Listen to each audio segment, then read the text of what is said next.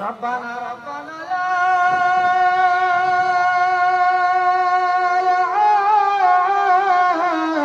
রব্বানা মাফ কইরা দাও জীবনের সব গুনাহ।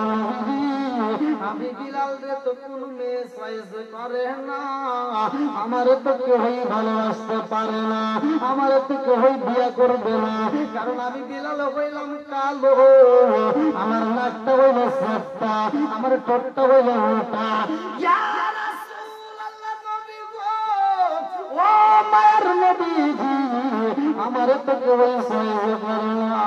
এইবার বিলাল কান্দে, আমার নবী লাগে দিয়া কয় আবু বকর, যতগুলো মেয়ে হাজির হয়েছে তাদেরকে বলেছেন বিলালের হায়াতে কম, একটা নয় দুইটা নয় গো নবী, শত শত মেয়ে হাজির হয়ে গেছে। এইবার বিলালরে আপনি বিয়ে করাইতে পারবে না। আমার নবীর আগে বিলাল রে, ও বিলাল, এইবার তোমার বিয়ে হয়ে হইল। বিলাল কান্দার কয়া রাসূলুল্লাহ,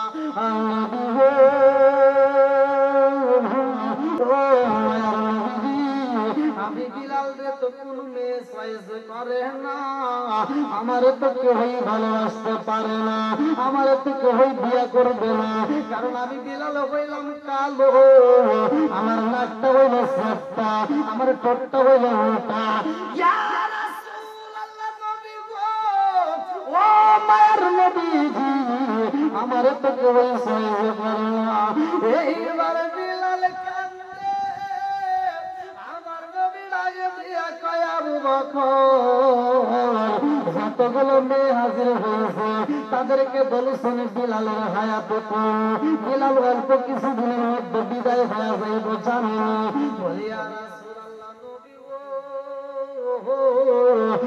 মায়ের নবী, এই খবর তো দেওয়া হয় নাই। আমার নবী কয় আবু বকর, তাড়াতাড়ি যাও মাঠের মধ্যে খবরটা দিয়া দাও। আবু বকর দাঁড়ায়া কয় তোমরা জানো নি আমার সাহাবী হযরত বিলালের হায়াত আছে কম, অল্প সময়ের মধ্যে বিদায় হয়ে যাইব, কে তোমরা বিয়ে বসতে পারবা? এই কথা যখন প্রচার করে দাও ভাই, সব মেয়েরা চইলা যায়, একজন তাকে আরে বন্ধু। এইবার আমার নবীর সামনে দাঁড়াইয়া আবু বকর কান্দে আর কয়, ইয়া রাসূলুল্লাহ নবী গো, সব মেয়ে চইলা গেছে, একজন তো থাকতে পারলো না। আমার নবী ডাক দিয়া কয়, আলী ও আলী, আর দেরি কইরো না, এইবার পড়বা। এই আলীটাকে প্রত্যেকটা ইমাম সাহেবরা হাদিসটা জানে। আমার নবী বলেছে এই আলীটাকে আনা মাদিনাতুল ইলমি আলিকুম বাবুহা, আমি হইলাম ইলমের শহর, আর সেই শহরের মেইন দরজায় আমার আলী। সুবহানাল্লাহ।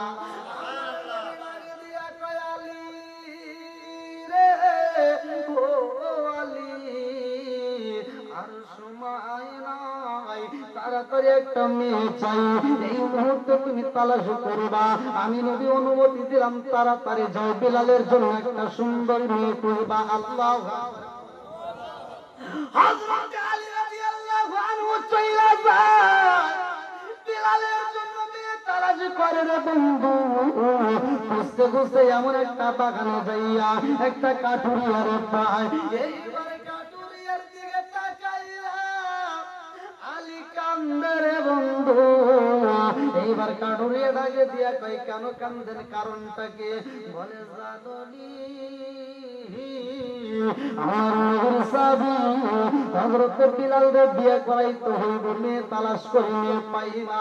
এই কাঠুরিয়া ডাকে দিয়া কয়, নবীর সাহাবী, আমার বাড়ির ভিতরেও তো একটা মেয়ে আছে, চলো যাই। এইবার বাড়ির ভিতরে যখন প্রবেশ করেছে গো, হযরত আলী রাদিয়াল্লাহু আনহু মনে মনে হাসি, এইবার মুস্কি মুস্কি হাসি দেয়, মুস্কি মুস্কি হাসার মনে মনে কয়, নবী গো, ও মায়ের নবীজি, আজ আজকে বুঝি বিলালের জন্য মেয়ে পাই বাড়ির ভিতরে যাইয়া আলী কই গোপন রাখা যাবে না আমার নবী বলেছে বিলালের তো হায়াতি কম এইবার তার কাছে বইলা দেয় বাইরে ভাই আমার নবীর সাহাবী হযরতে বিলাল রে বিয়া করাইতে হইব বিলালের হায়াত কম অল্প সময়ের মধ্যে বিলাল বিদায় হয়ে যাইব এই সময়ের জন্য বিয়া দিতে পারবানি এইবার কাটুরিয়া ডাক দিয়া কয় নবীর সাহাবী আমি বাবা হই আমার মেয়েটারে অল্প সময়ের জন্য কেমনে বিয়া দিবে এটা সম্ভব না ও নবীর সাহাবী এইটা তো করতে দিতে পারবো না এটা আমার দ্বারা সম্ভব না তুমি চইলা যাও এইবার আলী রাদিয়াল্লাহু আনহু দুইটা চোখে পানি ফালাইরা কাঁদতে কাঁদতে যখন বের হয়ে যাইব বাড়ির ভিতর দিকে মেয়েটা দেখে বলাইছে মেয়েটা ডাক দিয়া কয় আব্বা জান ও বাবা এই মানুষটা বাড়ির ভিতর প্রবেশ করলো মুস্কি মুস্কি হাসি নিয়া ওই মানুষটা আবার কাঁদতে কাঁদতে বের হয় কারণটা কি এইবার কাটুরিয়া ডাক দিয়া কয় মা গো এইটা হলো নবীর সাহাবী এই সাহাবীটা অন্য সাহাবীর বিয়ের প্রস্তাব নিয়ে আসে নবী পাড়াইছে বলে তুমি কি বলছো কাটুরিয়া ডাক দিয়া কয় মা গো নবীর সাহাবী হযরতে বিলাল রে বিয়া করাইব কিন্তু বিলালের তো হায়াত কম এই অল্প সময়ের মধ্যে আমি তো মেয়েটা বিয়ে দিয়ে তার কপাল নষ্ট করতে পারবো না বলে কেন কেন কেন মানে এই জন্যই দেব না বিলাল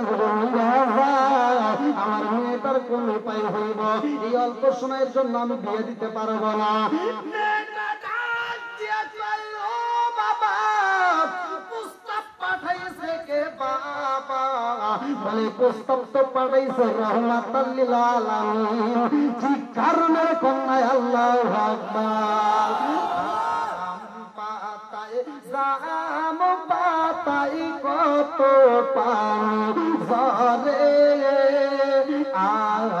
পাতায় জাম পাতায় কত পানি ঝরে একদিন তোমায় দিব রে গোসল ভোরই পাতার জলে জোরে জোরে কোন কথা ঠিক কিনা লাল বলো নীল বলো কত রঙের শাড়ি লাল বলো নীল বলো কত রঙের শাড়ি একদিন তোমার গায়ে উঠবে সাদা আর কেশরি জোরে জোরে কোন কথা ঠিক কিনা ওই কবর মায়ার নবী আইব রে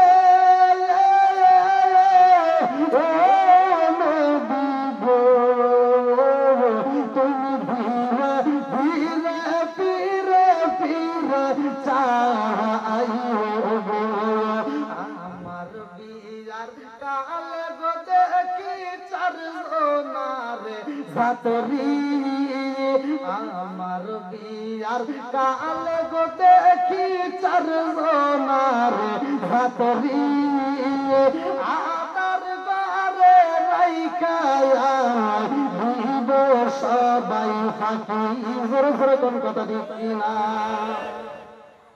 সবারই জীবনে আসবে এই সময়টা কতক্ষণ ঠিক কিনা চারজন যাত্রী এটা হলো চারজন পালকিটা ধরে নিয়ে যাবে কতক্ষণ ঠিক কিনা মানুষ সবাই মরণশীল আমরা হয়তো বুঝতে যাই না যে আমরা এই ওয়াজ শুনি আমরা এত আলোচনা শুনি সংসার করি এই যে আমরা মত্ত রয়ে গেছি যদি কোনো ব্যক্তি বুঝতো যদি জানতে পারতো যে আমি অমুক সালে মরে যাবো ওই মানুষটার দ্বারা কি আর পাপ কাজ হইতো এই এখানে যারা আসছেন এই যে মুরব্বী যাদের আপনাদের যাদের দাড়ি পেকে গেছে আপনারা যদি বুঝতেন যে আমি অমুক সালে অমুক তারিখে আমি মারা যাব এখন যেভাবে বসে আছে উনি কি এইভাবে থাকি পারতো সম্ভব ছিল না তাহলে এই হায়াত মওতের চাবিকাঠি কার হাতে একসাথে বলেন 29 নম্বর পারায় সূরা মুলক 2 নম্বর আয়াতে আল্লাহ বলেন আল্লাযী খালাকাল মাউতা ওয়াল হায়াতা লিয়াবলুয়াকুম আইয়ুকুম আহসানু আমালা হায়াত মওতের চাবিকাঠি কার হাতে আরেকটু জোরে বলেন কার হাতে এই জন্য হায়াত মওতের চাবিটা আল্লাহ রেখে দিয়েছে, এটা কারো হাতে দেয় নাই। কার কোন সময় মৃত্যু হবে এটা কেউ জানে না, জানে কে? সবকিছু জানার খবর রাখে কে? সেই মালিককে একটু ভয় করেন, এখনো সময় আছে, এখনো সময় আছে। কারণ আল্লাহ তাআলা আমাদেরকে এত ভালোবাসে, আল্লাহ এত ভালোবাসে। সন্তান যদি হাজারো অপরাধ করে, হাজারো অপরাধ করে, পৃথিবীর সবার চোখে অপরাধী, কিন্তু মা আর বাবার চোখে নয়। কথা কোন ঠিক কিনা? মা আর বাবা সন্তানকে যথেষ্ট পরিমাণ ছাড় দিয়ে বুকে টেনে নেওয়ার জন্য চেষ্টা করে, ঠিক ঠিক। আরে মা আর বাবা কত ভালোবাসে, আল্লাহর দয়া, আল্লাহর যে মায়া, এইটা যে পৃথিবীর মানুষ বুঝতে পারতো, তাহলে আর কেউ কথা রাখতো না। আল্লাহর এত দয়া, এত মায়া। আপনার সারা জীবনের ইনকাম, আপনার হারানো সন্তান, আপনার মরা সন্তান মরে গেছে, এই সন্তান যদি 6 মাস পরে ফিরে পায় কোন মা এবং বাবা, সে কেমন খুশি হবে? শেষ আছে খুশি? এই হারানো সন্তান পাইলে যেমন খুশি হয়, আল্লাহ বলছে তার চাইতে বেশি খুশি হয় বান্দা যখন বিপদগামী হয়, অন্য পথে চলে যায়, আবার আমার পথে বুঝে সঠিক পথে তওবা করে ফিরে আসে। আমি আল্লাহ তার চাইতে লক্ষ লক্ষ কোটি কোটি গুণ বেশি খুশি। আল্লাহর পথে আমরা যদি 1 পা আগাই, আল্লাহ আমাদেরকে 10 পা আগায় আসে আমাদের দিকে। আমরা তো এটা বুঝি না। আজ আমি আপনি যদি আল্লাহর ইবাদত না করি, আমরা যদি আল্লাহর ইবাদত না করি, আল্লাহর কোনো ক্ষতি হইব? কোনো লস হইব? আল্লাহর কিচ্ছু হবে না। আর আমরা যদি আল্লাহকে ভালোবাসতে পারি, আল্লাহর ইবাদত করতে পারি, বিনিময় আল্লাহ তাআলা আমাদের জন্য সাজায় রাখছে কি? জান্নাত। আল্লাহ কাউকে জাহান্নামে দিতে চায় না, আল্লাহ কাউকে জাহান্নামে দিতে চায় না, আল্লাহ সবাইকে জান্নাত দিতে চায়। এজন্য আল্লাহ বলছে যে তোমরা মুসলমান না হয়ে কবরে আইসো না। তাহলে আমাদের দরকার কি? মুসলমান হওয়া। আর আল্লাহর কাছে সবচেয়ে ধর্মের মনোনীত ধর্ম হচ্ছে ইন্নাদ দীনা ইনদাল্লাহিল ইসলাম। ইসলাম ধর্মটা আল্লাহর কাছে সবচেয়ে মনোনীত ধর্ম। এর মানে বোঝা যায় আরো অনেক ধর্ম আছে, অনেক ধর্ম আছে, প্রায় 3,500 এর উপরে ধর্ম আছে। সবচাইতে দামি ধর্ম, মনোনীত ধর্ম হচ্ছে আল্লাহর কাছে ইসলাম ধর্ম। আর এই ইসলাম ধর্মের ভিতর কোনো মারামারি নাই, কোনো কাটাকাটি নাই, হানাহানি নাই। ইসলাম ধর্মের ভিতর অশান্তি নাই। আমরা যেগুলো টাইমে আনি, এগুলো সব আমাদের ইনকাম। এগুলো আমাদের কি ইনকাম, মানে আমরা অর্জন করে ভালাইছি। ভাই, হিংসা করা, গীবত করা, কারো বিরোধিতা করা, এটা ইসলাম সমর্থন করে না। আজকে আপনি ভুল করছেন, আমি যদি আপনার একটা দোষ পাওয়ার পর আমি যদি গোপন রাখা, আমি যদি আপনাকে বুঝাইতে পারি, আপনাকে যদি একটু বুঝাই নিতে পারি, আল্লাহ তাআলা কাল কিয়ামতের দিন আমার 1000 দোষ গোপন করে মাফ করে দিবেন। এটাই ইসলাম ধর্মটা কত শান্তির ধর্ম। ইসলামের ভিতর যে শান্তি, এটা আমরা যদি পরিপূর্ণভাবে বুঝতাম, তাহলে কোনো মায়ের চোখে পানি ঝরতো না, কোনো বাবার চোখে পানি ঝরতো না, কোনো মুসলমানের চোখে পানি ঝরতো না। কথা বল ঠিক কিনা? আজকে দেখবেন আমাদের সমাজের ভিতর, আমি লক্ষ টাকার মালিক, আমি হজ করতে যাই, লক্ষ লক্ষ টাকা খরচ করে আমি হজ করে আসি, অথচ আমার পাশের বাড়ি একজন গরিব অসহায়, তার পেটে ভাত নাই। কথা বল ঠিক কিনা? ইমাম সাহেব, মসজিদের ইমাম সাহেব যে ইমামতি করে, রাগ করেন না, ওই ইমামের প্রতি মুসল্লিরা যেইভাবে নজর দেয়, আমি বলে দিচ্ছি, রাগ করেন না জানি আপনারা, ওই ইমামের প্রতি মুসল্লিরা যেইভাবে নজর দেয়, ওই নজরটা যদি কোনো সন্তানের দিকে দিত, আমি বলে দিচ্ছি খোদার কসম, আপনার সন্তান আর আল্লাহর ওলি হয়ে যাবে। কথা বল না কেন? নারাজ করছে। ইমাম সাহেব একটু মোবাইলে কথা বললে দোষ, ইমাম সাহেব একটু আস্তে হাঁটলে দোষ, ইমাম সাহেব জোরে হাঁটলে দোষ, ইমাম সাহেবের লাম্বা যুদ্ধ হলে দোষ। দোষ আছে না? ইমাম সাহেব একটু আগে আসলে দোষ, একটু পিছে আসলে দোষ, সর্বদিকে দোষ। ইমামের এত দোষ না তালাশ করে আপনারা যদি এই দোষটা যদি আপনার সন্তানের উপর তালাশ করতেন, দেখতেন আপনার সন্তান জীবনে নেশাখোর হইতো না, আপনার সন্তান বিড়িখোর হইতো না। কতক্ষণ ঠিক কিনা? এত দুঃখ রাখব কোথায় রাখার জায়গা নাই ভাই রে, এত দুঃখ রাখব কোথায় রাখার জায়গা নাই, আমাদের এই কপালেতে শান্তি বুঝি নাই ভাই রে, আমাদের এই কপালেতে শান্তি বুঝি নাই। কতক্ষণ ঠিক কিনা? শান্তি কি আছে? পাঁচ ওয়াক্ত নামাজ পড়ে কপালে তার দাগ মক্কাতে যাই না মেরাগে লাগাই গাজী সাহেব পাঁচ ওয়াক্ত নামাজ পড়ে কপালে তার দাগ মক্কাতে যাই না মেরাগে লাগাই গাজী সাহেব চাদুকানে বসে গাজী টেলিভিশন চাই ভাইরে চাদুকানে বসে গাজী টেলিভিশন চাই গানের তালে তালে পা দুটি নাচাই কত ঠিক কিনা রাখবো কোথায় রাখার জায়গা নাই ভাইরে এত দুঃখ রাখবো কোথায় রাখার জায়গা নাই আমাদের কপালেতে শান্তি বুঝি নাই সুদে ঘুষে জীবন কাটে করে দুর্নীতি এমন লোক হয় যদি মসজিদের সভাপতি সুদে ঘুষে জীবন কাটে করে দুর্নীতি এমন লোক হয় যদি মসজিদের সভাপতি উচিত কথা কইতে গেলে মোল্লার চাকরি নাই বাইরে উচিত কথা কইতে গেলে মোল্লার চাকরি নাই আমাদের কপালেতে শান্তি বুঝি নাই রাগ করেন না ভাই ইমামের দোষ ধরবেন না কোনো দোষটাকে দোষ ধরবেন কিন্তু বিনা দোষে দূষিত করেন না এখনো অনেক লোক আছে এক লোক মসজিদে হঠাৎ করে দেখলাম এক লোক ঢুইকা ইমাম সাহেব ভুল হতেই পারে ইমাম সাহেবের ভুল হতেই পারে আমরা হুজুররা বসে রয়েছি আমরা নামাজে আর হে হুট করে একটা লোক মাঝে বলাইছে ইমাম সাহেব আসলেই ভুল করছে আমাদের লোক মাঝে টাইম দিতে বলা হয়েছে কি ব্যাপার ভাই আপনি এত তাড়াতাড়ি আপনি কি করেন রিক্সা চালাই আপনি এত তাড়াতাড়ি একটা লোক মা দিলেন এর কারণ কি হুজুররা রয়েছে চান্স পাই না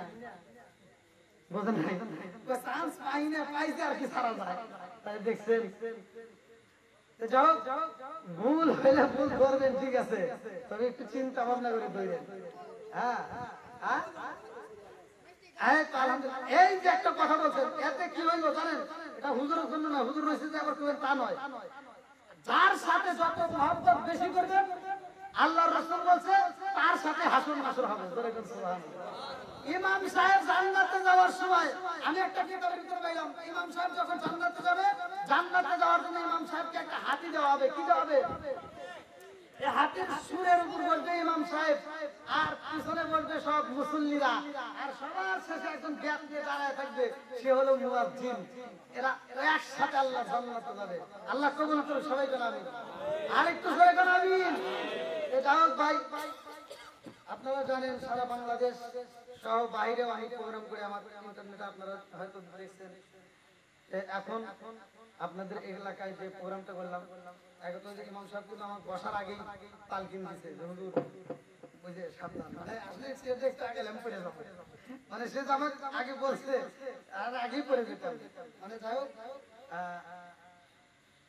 ইব্রাহিম ভাই অনেক সুন্দর আয়োজন করছে প্রতি বছরই করে আমার বেশ কয়েকটা প্রোগ্রাম বিশেষ করে এই বাৎসরিক প্রোগ্রাম গুলো যেগুলো আমি আগে বুক করে থাকি মানে আগে কথা দিয়ে ভালো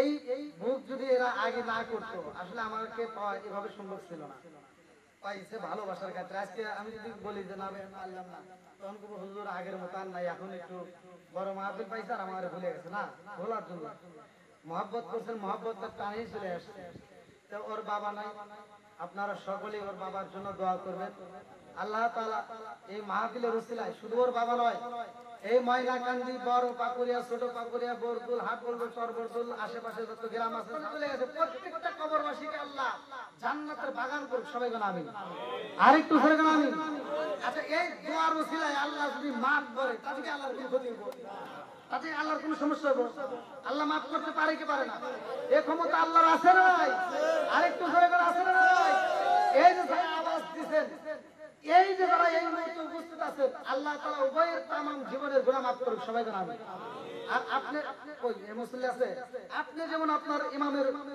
ভালো বললেন আপনাকে আমি অসংখ্য ধন্যবাদ এরকম মুসল্লির দরকার এরকম মুসল্লির দরকার আপনার ইমামও কিন্তু আপনাকে কম ভালোবাসে না আপনাদের ইমাম সাহেব আপনাকে ভালোবাসে বিদায়, কিন্তু সে এখনো ইমামতি করতেছে।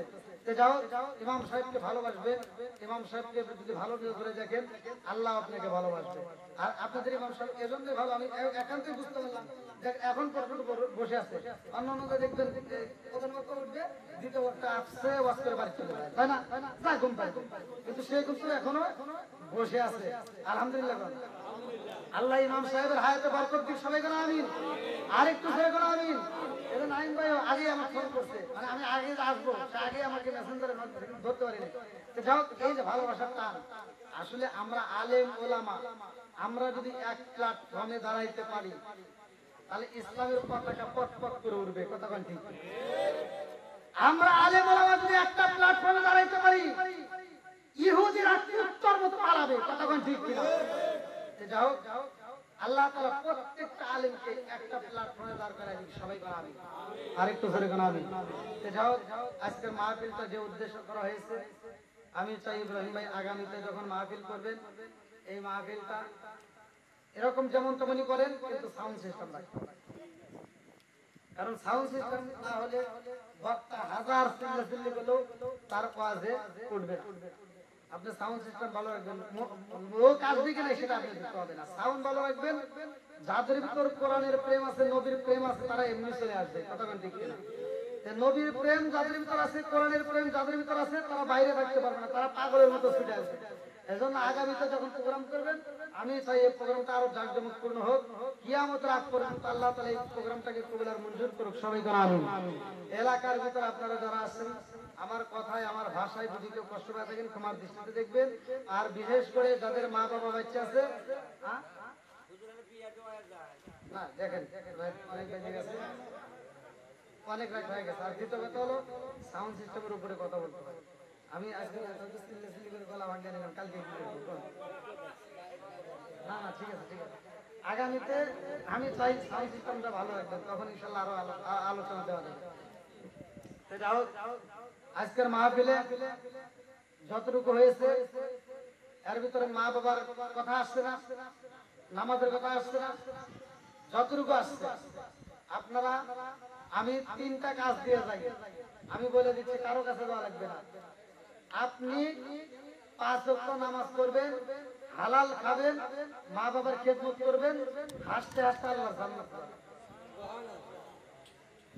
আর আপনি হারাম খাবেন, এই আমি পোশাক করছি, যত রঙ বেরঙের পোশাক করি, আমি 5,000 টাকা দিয়েও যদি পোশাক বানাই, আর এই 5,000 টাকার ভিতরে 1 টাকা যদি হারাম থাকে শেষ। আমি যে খাবার খাচ্ছি, গরুর মাংস বিভিন্ন খাবার খাচ্ছি, এই খাবারটা যদি আমি হালাল ইনকামের না দিয়ে হারাম ইনকামের খাই, আর এই রক্ত মাংস ভাই রাগ করেন না, যত ইবাদতই করি কাম হবে না। এই দেহ আল্লাহর জান্নাতে যাবে না যদি হারাম খায় রক্ত মাংস বানাই। এই জন্য হারাম খাবেন না, হালাল খাবেন, হাসতে হাসতে আল্লাহ জান্নাতে যাবেন। আল্লাহ কবুল করুক, সবাই গান আমিন।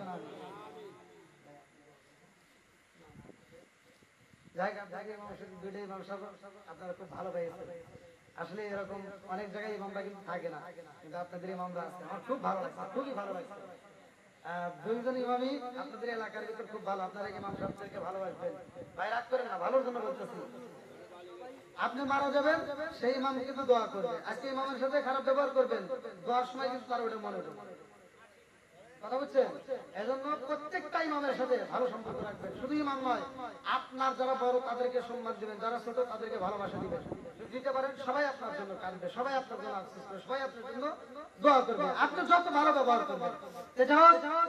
আজকের মাহফিলে আমরা সকলেই একত্রিতভাবে আমরা তওবা করব এবং এখানেই আখেরি মোনাজাত করে বিদায় হব। এবং তাবারক নিয়ে আসেন, ইব্রাহিম ভাই তাবারক নিয়ে আসেন, সকলে আমার সাথে পড়েন, আউযু বিল্লাহি মিনাশ শাইতানির রাজিম, বিসমিল্লাহির রহমানির রহিম, আস্তাগফিরুল্লাহ রাব্বি মিন কুল্লি যামবি ওয়া আতুবু ইলাইহি লা হাওলা ওয়ালা কুওয়াতা ইল্লা বিল্লাহি আলিকুল আযীম। আমি ফাতিহা শরীফ পড়ছি, আপনারা মনোযোগ সহকারে শুনবেন, যারা পড়তে পারেন না শুনলে একই সওয়াব পাবেন। দেখেন আল্লাহ কত সুন্দর সিস্টেম করেছে যে আমি পড়বো আর আপনি শুনবেন, ইমাম সাহেব করবে আপনি শুনলেন, সব কি সব একই সমান, সব কি। আচ্ছা ইমাম সাহেব যে কষ্ট করছে আপনি কি ওই কষ্ট করছেন? সে মাদ্রাসায় পড়ছে 7 বছর ডাল দিয়ে ভাত খায়, জিগে দেন কি কষ্টটা করছে, অথচ সে করবে আর আপনি শুনলেন একই সব। এই বিচার যদি কোনো হুজুর করে দিত আল্লাহ, যে তোমরা কষ্ট করে পড়াশোনা করে হুজুরে যাও আর তোমরা করবে, ওরা শুই না সব করবে, আমার ওখানে কি দিবে তোমরা দাও, আপনারা একটা সবও পাইতেন না। কথা বলেন ঠিক কিনা? কোনো হুজুরই আপনারা দিত না, আমিও। তাহলে এই বিচার করছে কে? আরেকটু জোরে কর, সে আল্লাহরে আপনারা ভুলে যান, দেখেন আল্লাহ কত ভালোবাসে। যাই হোক আমি পড়ি, আপনারা লক্ষ্য করে শুনবেন। أعوذ بالله من الشيطان الرجيم بسم الله الرحمن الرحيم الحمد لله رب العالمين الرحمن الرحيم مالك يوم الدين إياك نعبد وإياك نستعين اهدنا الصراط المستقيم صراط الذين أنعمت عليهم غير المغضوب عليهم ولا الضالين آمين بسم الله الرحمن الرحيم الحمد لله رب العالمين الرحمن الرحيم مالك يوم الدين إياك نعبد وإياك نستعين اهدنا الصراط المستقيم صراط الذين أنعمت عليهم غير المغضوب عليهم ولا الضالين آمين بسم الله الرحمن الرحيم قل هو الله أحد الله الصمد لم يلد ولم يولد ولم يكن له كفوا أحد بسم الله الرحمن الرحيم قل هو الله أحد الله الصمد لم يلد ولم يولد ولم يكن له كفوا أحد بسم الله الرحمن الرحيم قل هو الله أحد الله الصمد لم يلد ولم يولد ولم يكن له كفوا أحد بسم الله الرحمن الرحيم اللهم صل على محمد وعلى آل محمد كما صليت على إبراهيم وعلى آل إبراهيم إنك حميد مجيد اللهم بارك على محمد وعلى آل محمد كما باركت على إبراهيم وعلى آل إبراهيم إنك حميد مجيد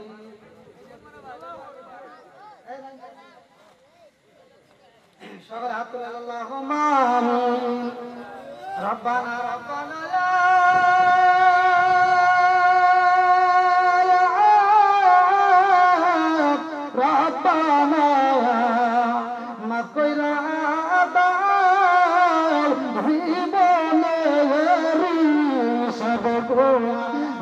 কইরা দাও জীবনের সব গুনাহ ও মাবুদ মাওলা রে ডাকি আমরা তোমারে ও মাবুদ মাওলা রে ডাকি আমরা তোমারে আল্লাহ দেখো রে মাবুদ মাওলা মেহেরবান আল্লাহ আমি গুনাহগার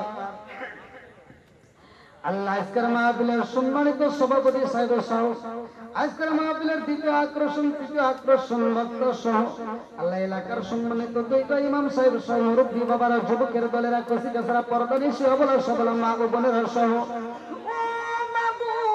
তোমার সাই বারবারে দুই কানাত বাড়াইয়া দিয়েছি গো আল্লাহ গুণবতী কথা গুজল কইরা সব কিছু সোনার মদিনায় কামবেলা রোজায় পৌঁছাইয়া দাও আল্লাহ বাবা আদম থেকে শুরু করে আজ পর্যন্ত যতগুলো নরনারী বিদায় নিয়েছে মঙ্গলা কাজ করে অনেকের জনন্দ তুমি মানো আল্লাহ অনেকের বাবা নাই কারো বাবা নাই কারো দাদি নাই কারো নানা নাই কারো নানি নাই আত্মীয় স্বজন পাড়া প্রতিবেশী আমরা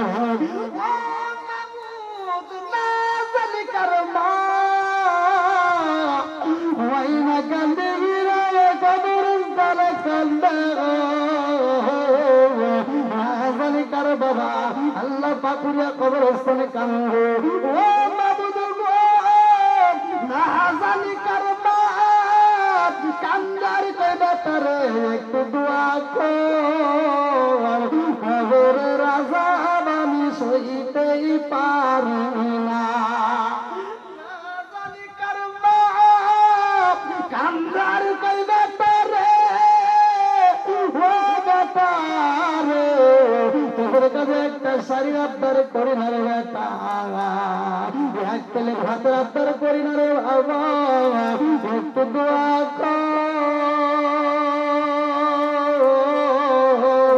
কবরের আযাব আমি সইতেই পারি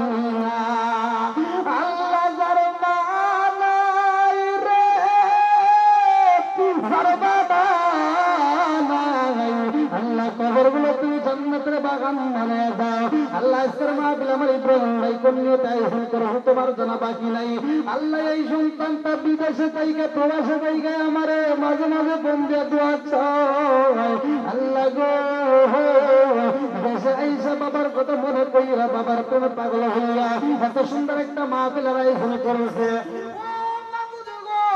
ইব্রাহিমের আব্বার কবরটা তুমি জান্নাতের বাগান বানায়া দাও আল্লাহ গো তার মাটা অসুস্থ কানে কানে বইলা যাই মাটা অসুস্থ দোয়া করুন আল্লাহ তুমি তো ডাক্তারের ডাক্তার কবিরাজের কবিরাজ বাদশার বাদশা হাকিমের হাকিম আল্লাহ গো তুমি তার মাকে পরিপূর্ণ সেবা দান করিয়া দাও আয়াত বরকত দিয়া দাও যতগুলো মানুষ আপনারা আমিন আমিন করতে হবে আল্লাহ গো প্রত্যেকের তামাম জীবনের গুনাহ মাফ করিয়া দাও তোমার কি মায়া লাগে না আল্লাহ ইমাম সাহেবদের হাতের দিকে তাকাইয়া আল্লাহ তুমি তাদের তামাম জীবনের গুনাহ মাফ করিয়া দাও ও মাবুদ গো খাস করে মুরব্বিদের জীবনের গুনাহ মাফ করিয়া দাও যুবকদের জীবনের গুনাহ মাফ করিয়া দাও মুসিকাফাদেরকে কবুল করে নাও আল্লাহ পরদানিশি অবলা সবলা মা বোনেরা হাত বাড়িয়েছে আল্লাহ এদেরকে কি দিয়ে বিদায় দেব আল্লাহ তোমার কাছে দরখাস্ত জানাই আল্লাহ মা বোনদের তামাম জীবনের গুনাহ মাফ করিয়া দাও আল্লাহ যে যে উদ্দেশ্য নিয়ে হাত বাড়িয়েছে আল্লাহ মনে আশা পূরণ করিয়া দাও আল্লাহ যারা অসুখিত বিমারিতে আছে আল্লাহ সেবা দান করিয়া দাও যারা ঋণগ্রস্ত ঋণ পরিশোধ করার মতো ব্যবস্থা করিয়া দাও যারা অভাবী অভাব দূর করিয়া দাও যারা মিথ্যা মামলার সাথে জড়িত মিথ্যা মামলা থেকে খালাস করিয়া দাও আল্লাহ যে যে সমস্যার মধ্যে আছে আল্লাহ সমস্যার সমাধান করিয়া দাও আল্লাহ আমাদের সবাইকে তুমি নামাজি আলা বানাইয়া দাও আল্লাহ আমাদেরকে দিনের পথে কবুলের মঞ্জুর করিয়া নাও আল্লাহ গো আমার ইব্রাহিম ভাইরে কবুল করে নাও ওর চারটা ভাইরে তুমি কবুলের মঞ্জুর করিয়া নাও আল্লাহ হালাল রুজি উপার্জন করার মতো ব্যবস্থা করিয়া দাও আবারও বাইরে যাবে আল্লাহ গো ইব্রাহিম ভাই হায়াতের ভিতর বরকত দিয়ে দাও হালাল রুজি উপার্জন করে দেশে ফিরে আম্মা কলিজাটা তুমি ঠান্ডা কইরা দাও আল্লাহ খাস করে এলাকার কবরস্থানে যতগুলো মাইয়াত পড়েছে এই মাইকের আওয়াজ যত দূর যায় ও মাবুদি গো প্রত্যেকটা কবরগুলো তুমি জান্নাতের বাগান বানায়া দাও আল্লাহ খাস করে আমরা যারা হাত বাড়াইছি আল্লাহ কোন সময় আমাদের সামনে মালাকুল মউত হাজির হয়ে যায় আমরা তো কই জানি না ওই কঠিন মুহূর্তে বিপদের সময় আল্লাহ আমাদের প্রত্যেকের জবানে তুমি জারি করিয়া দিও লা